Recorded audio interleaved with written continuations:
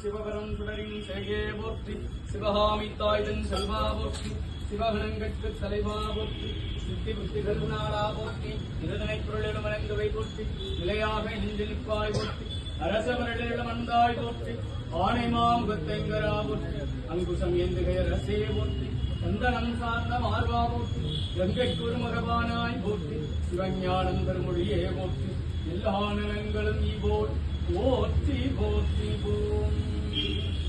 கும்பதரு தேனுமணி கசிவாகி பொன்கடலில் தேனமுத துணர்வூரி இன்பரசத்தே பருகி பலகாலும் எந்த முயிதாதரவுத்தருள்வாயே